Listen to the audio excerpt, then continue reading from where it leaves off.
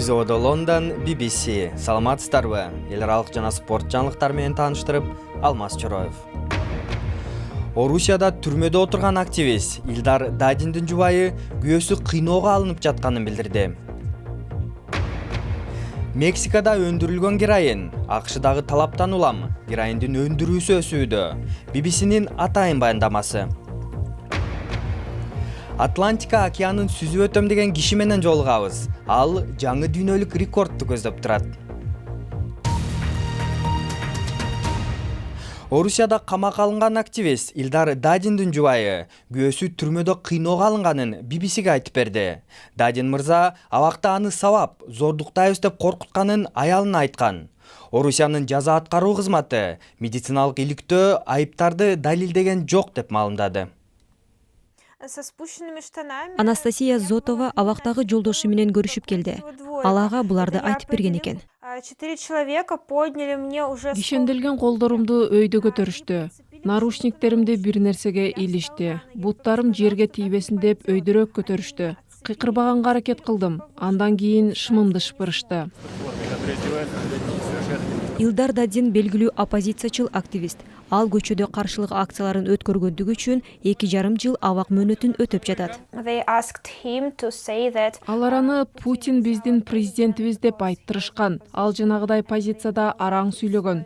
Сени зордуктайбыз же өлтүрөбүз дешиптир. Вообще не били, да и независимые врачи и правозащитники. Илдар Дадиндин айткандары мамлекеттик теледен берилди. Эми расмий иликтөө жүрүп жатат. Түрмө жетекчилиги медициналык текшерүү баары жайында деп тыянак жасаганын айтууда.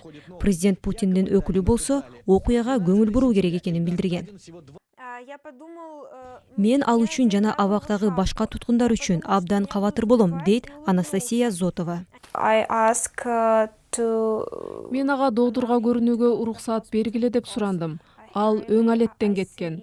Аны кое беришет деп үмүттөнөм. Мен Илдар үчүн жана башка туткундар эмне болот деп корком.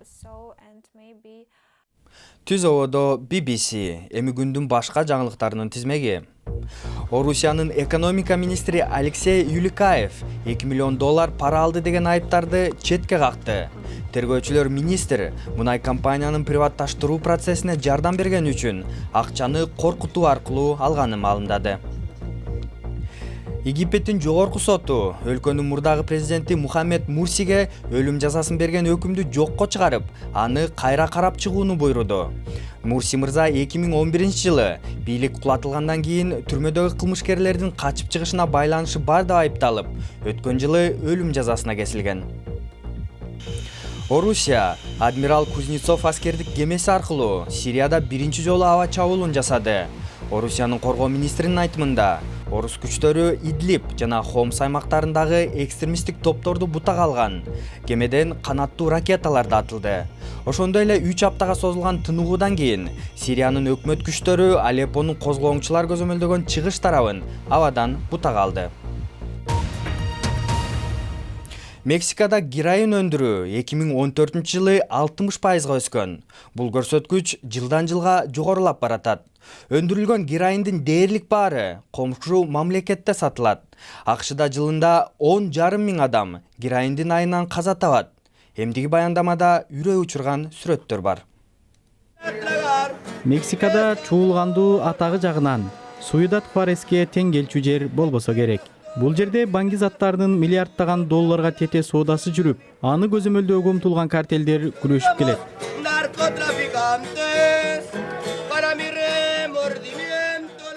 Көмүскөдө туруп банги заттарын Америкага саттырган наркобарондор опурталдуу адамдар. Бирок алардын бири жолугууга макул болду. Америкада героинге болгон талап канчалык? Героинге болгон талаппы? Бизге ал жетпей жатат. Талап абдан чоң, көбүрөөк керек болууда. Мунункудан 3-4 эсе көбүрөөк киреше таап жатабыз. Өз кишилериңди чек арадан өткөрүү оңойбу? Оп-оңой, суу сатып алгандай эле. Кишилер акча үчүн өлтүрүүгө даяр. Мен таяк таянган 80 жаштагы кишилерди да жөнөтчүмүн. Курсагыңа 1 килограмм банги катылган жаш балдарды да жөнөткөм. Бул иштер Синалоадагы дөңсөлөр арасында жасалат. аны саясатчылар же полиция эмес, картелдер башкарат.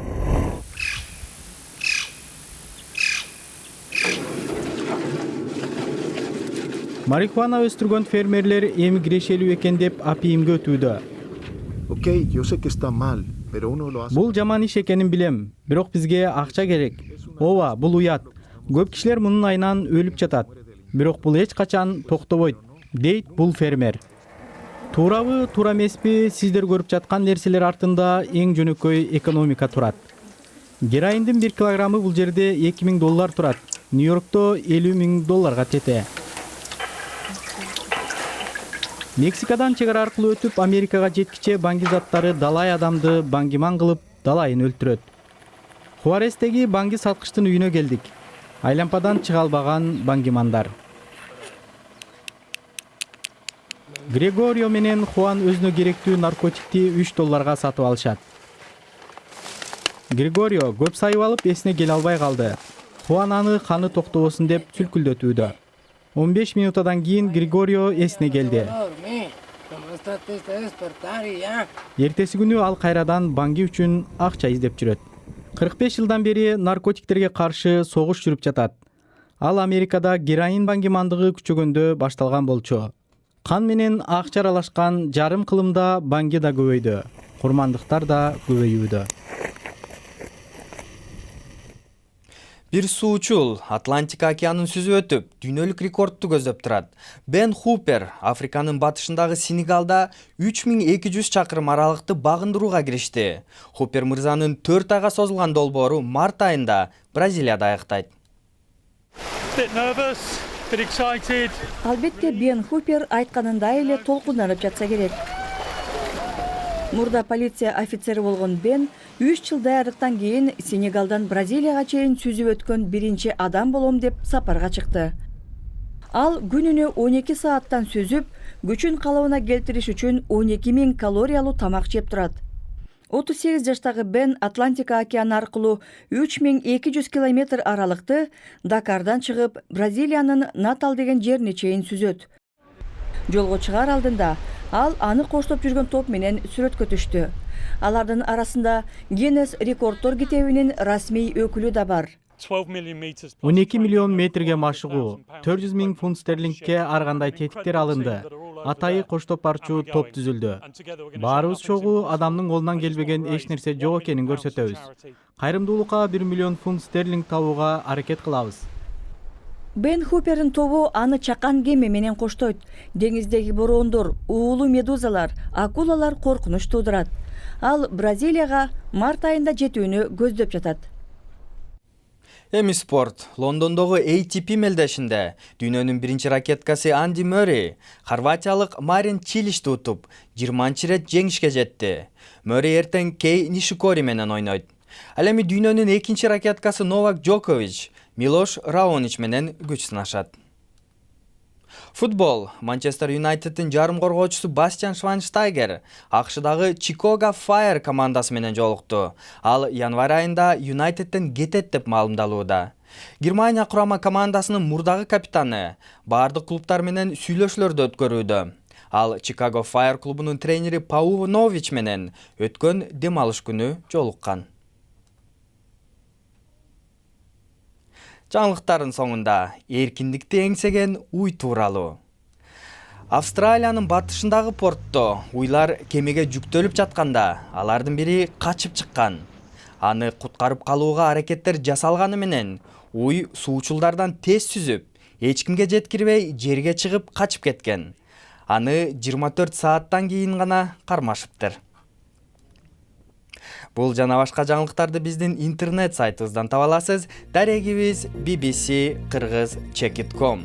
Сайтыбыздан Борбор Азиядагы суу жана энергетика көйгөйү тууралуу сапар программабызды көрсөңүз болот.